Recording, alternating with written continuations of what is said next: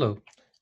So in the last part of this video lecture, we looked at what happens when learners get feedback on their tasks.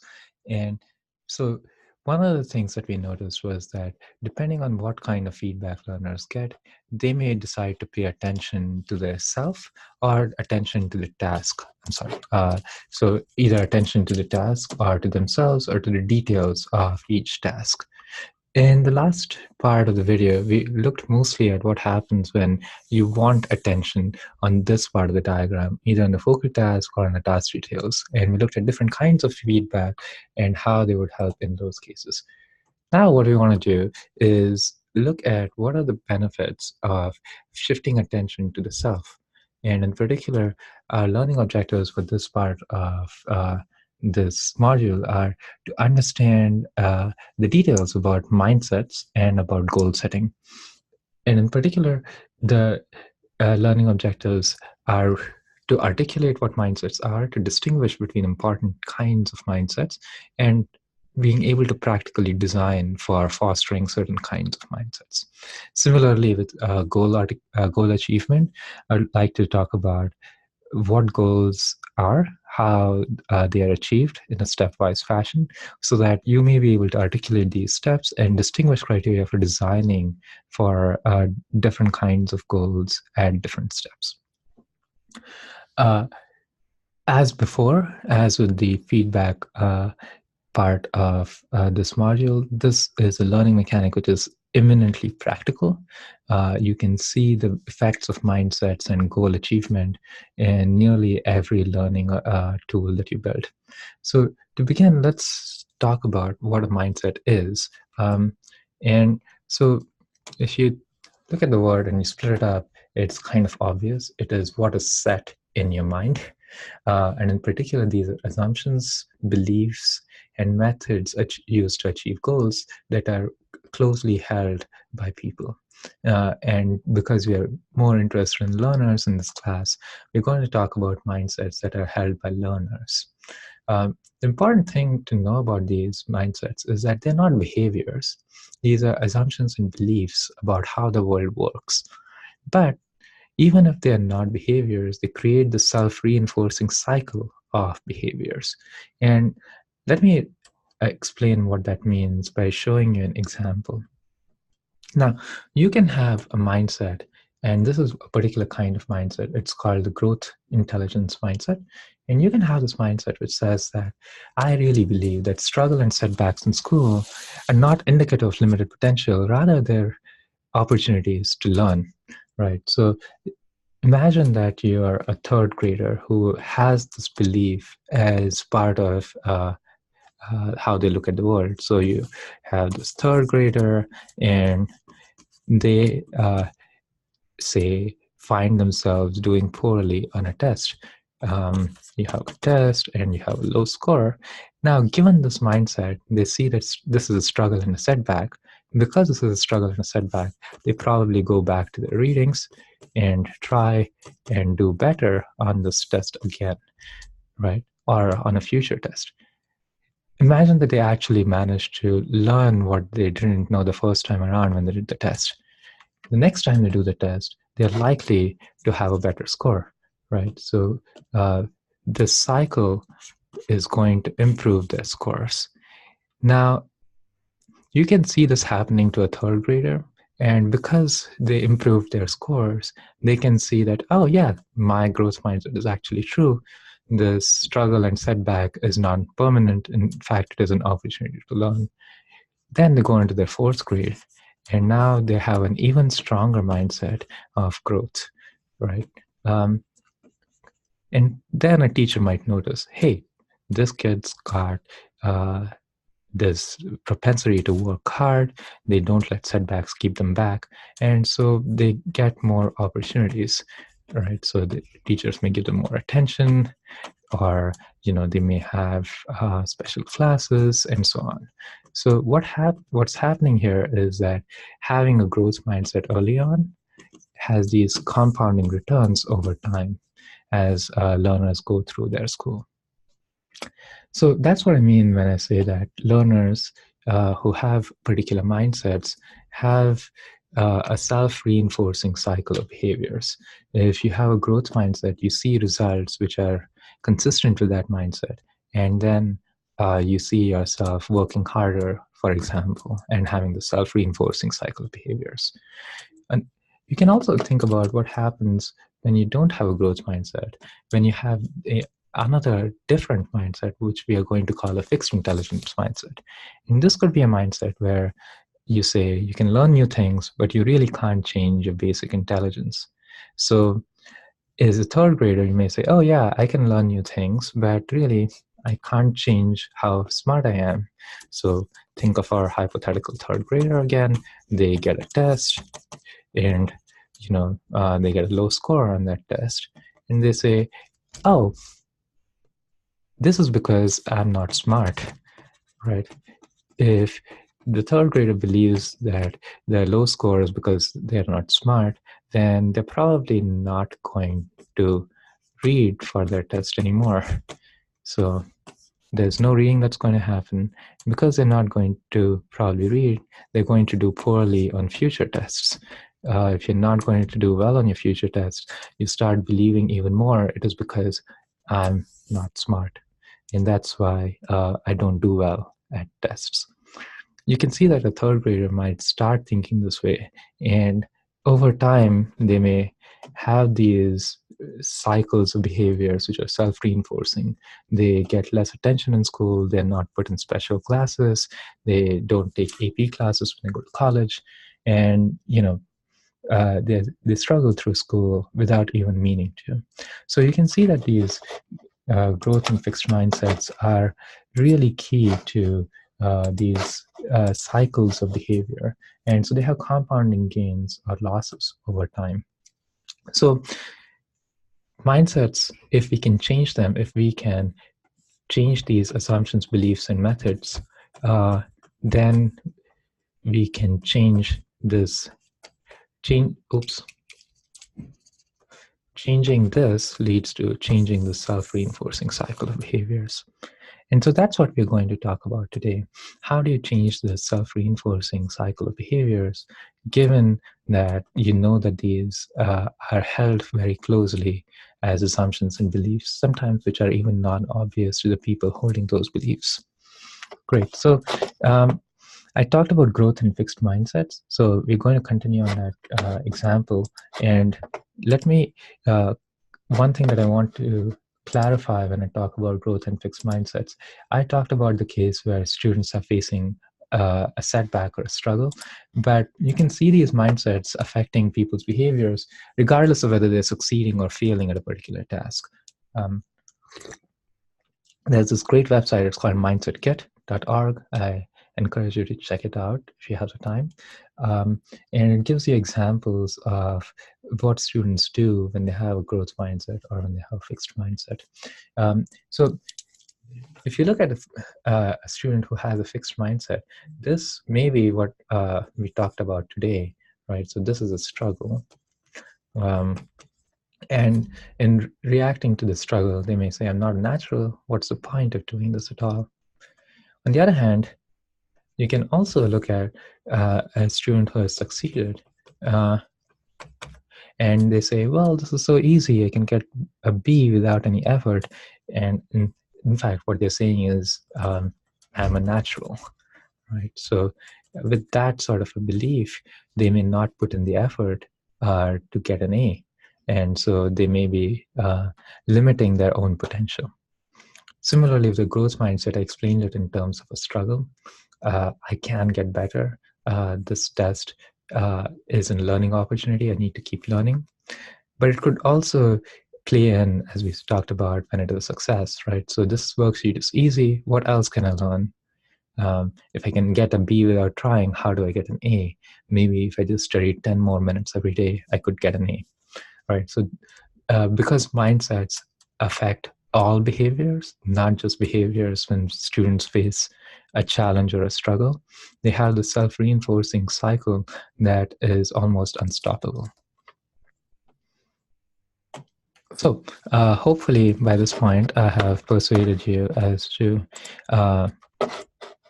thinking about mindsets is important, and doing so well can have compounding returns in the lives of learners. Let me say here that doing this right is actually hard. And so first, let's look at how you do it right. The way to do it is to actually tell them why a growth mindset is true, right? So talk about, for instance, this is how the mind works, how brains work. They are like a muscle. The more you work them, the stronger they get.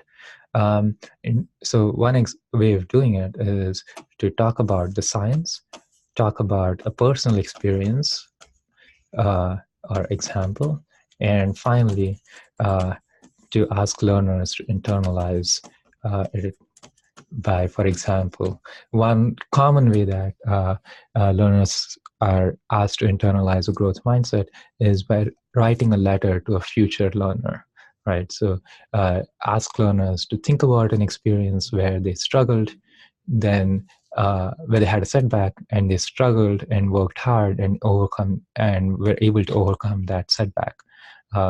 And when students write it as a letter to a future learner, they also internalize it themselves.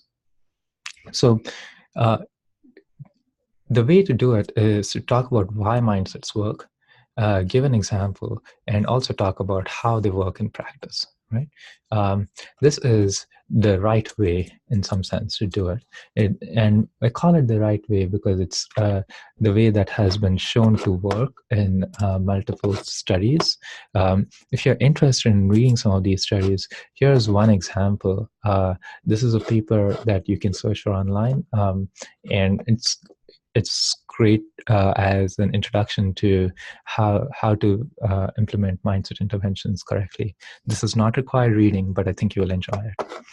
Now, we can also talk about how not to do it. And one way that you can think about teaching somebody about a mindset, a growth mindset, is to say, well, the common thing here, the behavior that you're trying to help students to internalize is working hard, and regardless of whether they're succeeding or whether they're failing, right? So they're working hard in the sense that they try and keep learning despite successes or failures. So maybe what you could do is to just say, just try harder. That doesn't work in practice. Right? Just try harder is actually, in my opinion at least, rather irresponsible advice to a learner who's struggling.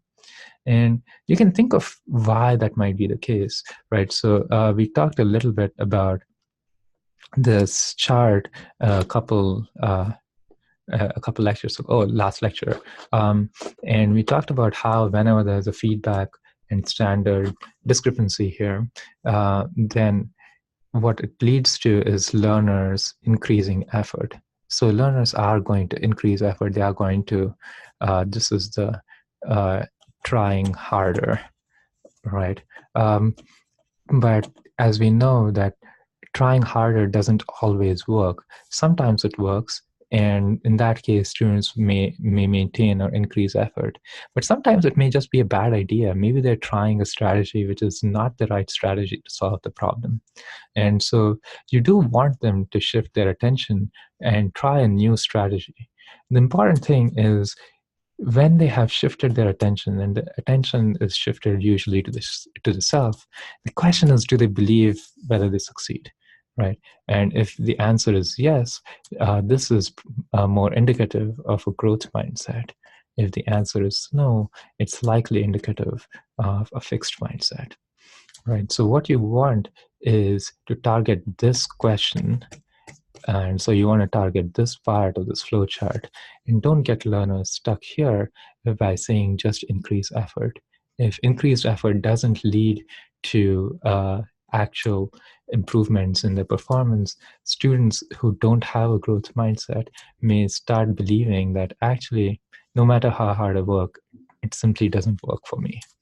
So just try harder is not great advice. Instead, talk to learners about how and why mindsets work, and how they can internalize those mindsets by giving examples of your own work and asking them to reflect on times when they've had a growth mindset in the past. Throughout this, I've been talking about talk to learners, but it isn't necessary always to have a person talk to them, of course.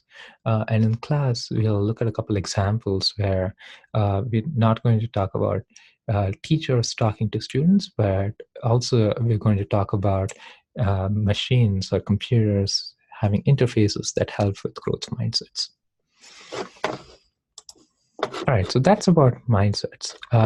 And so hopefully through through the last few minutes, you're able to articulate what a mindset is, and you can distinguish between a growth mindset and a fixed mindset. We talked a little bit about how do you foster growth mindsets, talk about why mindsets work, and how how learners can actually have behaviors consistent with growth mindsets. Now you're going to talk about goal achievement. And so if you go back to this diagram here, something that this diagram takes for granted is that learners want to meet the standard, right? So meeting the standard is the goal. And now the question is, how do learners go about meeting standards or meeting goals in general? Know that if this isn't the goal, then this whole diagram falls apart, right? So if learners don't want to meet your standard, then they're not going to do any of the other things that are on this chart. So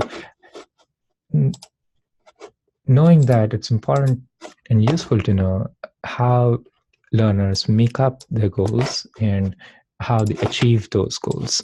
And this is an overall framework of goal activity.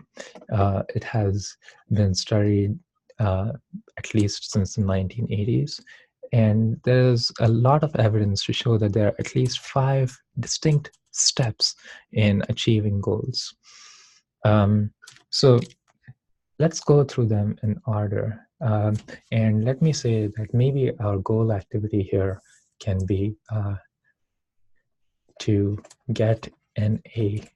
And maybe it's to get an A in a particular course, or it's get an A in a particular homework assignment. Let's just say that the goal activity, the goal here is to get an A.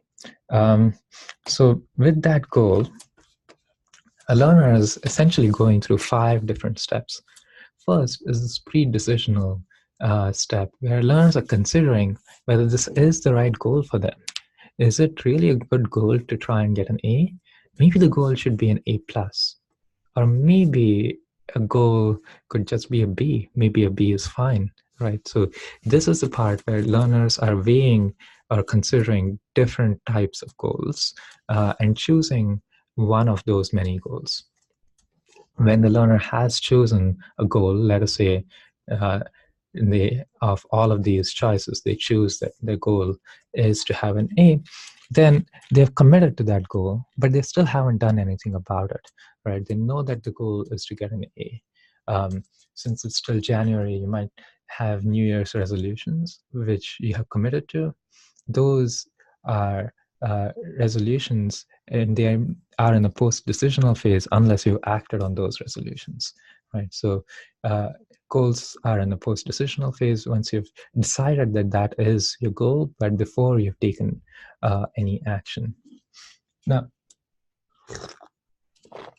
there is a distinction here between post-decisional and pre-actional, and sort of the obvious question is, what's in between, right? If you've already made your decision but you haven't acted yet, what are you doing in between? And what's really happening is this pre-actional stage is deciding how to act, right? So, and let me contrast that with this post-decisional phase, which is deciding what to act upon, right? So this post-decisional phase has decided the what question. The pre-actional phase decides the how question. Once people have decided how they're going to go about it, there's this actional phase in which they implement the how. And once they have started to act on the how, they may, for example, have achieved the goal, or they may say, you know what, this is too hard. I don't want to achieve this goal anymore. Or they may decide to act on a different goal altogether. That is this post-actional phase, right? So this is considering how and what worked. I guess I should just say considering effects of action, right? So are there really 5 stages in every single goal? What if you just decided that while you're standing in line at a cafe, in addition to your coffee, you also want a bagel? Actually, it turns out, yeah, in most goal-directed activity, there are 5 stages. You may, some of these stages may go by really quickly. You may not even notice the pre-decisional stage. You may not notice when you've started to think about how to act. You may only notice the action, but if you have goal-directed activity, it's very, very likely that you'll see these 5 steps and how people are pursuing those goals. So now that we know that these are the 5 different kinds of goals, 5 different steps in achieving goals, the next thing to know is that if you want to help people achieve these goals, then the ways you help across all of these depends on the particular step that learners are in or people are in, right? So help here consists of helping people to decide what to do is different from, for example, help on the post-decisional phase, right? So even between two adjacent goal-directed activities, you see that the help that you need to provide is different. So this is useful, especially if you're building a tool which allows learners to achieve multiple goals one after the other. So you may have a learner who is still in a pre-decisional phase in a particular goal, and asking them to take action directly when they're in the pre-decisional phase is going to backfire. You have to first help learners commit to the goal and decide how they're going to take action before you push them to take action. All right, so this is point number 1, that help depends on steps. Point number 2 is that there are known reasons why people are not able to achieve goals, right? So, so the second thing here is there are known ways that goals fail. And there are essentially 4. The first is that you're in a commitment or pre-decisional phase, but you aren't able to go to the pre-actional phase, right? So this is a failure to start. You may have a failure where you start and act on a particular goal, but then you may get derailed. You may decide that, for example, a different goal is important, or you may get distracted and not fall in this goal activity framework at all. The third way that people fail to achieve goals is kind of surprising at first. It is feeling to quit. And this comes about because there is only a known amount of cognitive resources that all learners have. There's also a known amount of hours in the day. So if you have a goal that you have achieved, but you don't realize that you have achieved it. You may keep working on that goal, and so you may fail to quit. And by failing to quit, you may fail to achieve the goal. And finally, this last thing, this overextending, this should be familiar to every student at CMU.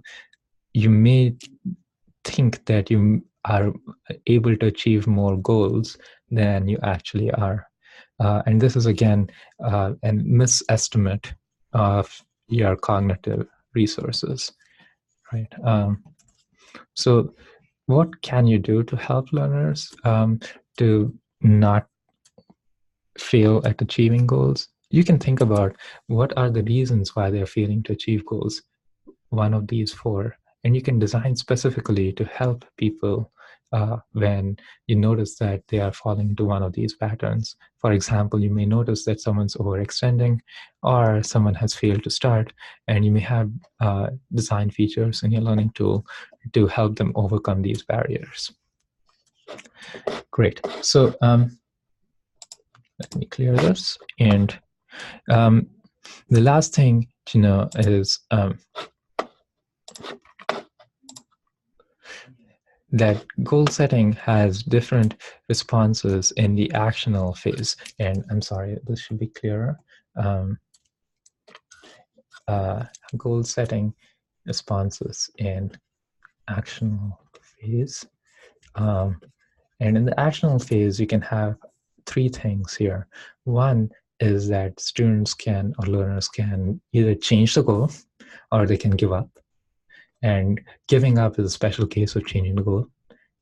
They can disregard the feedback that you give them in order to help them achieve the goal, or they may increase effort in an attempt to achieve the goal.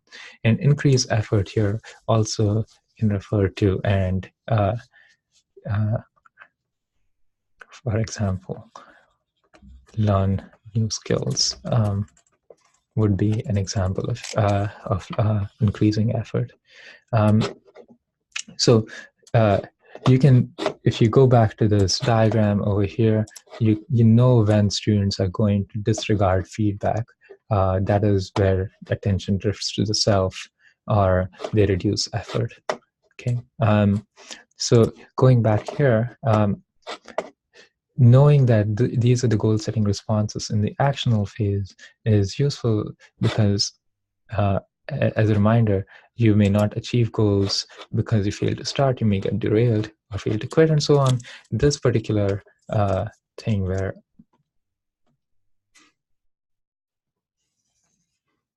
and the black slide talks about these three, right? So in past years, I spent a lot of time talking about how to guide goal setting using the environment. This time around, I'm not going to do that, partly based on learner feedback and partly so that we can cover more other topics.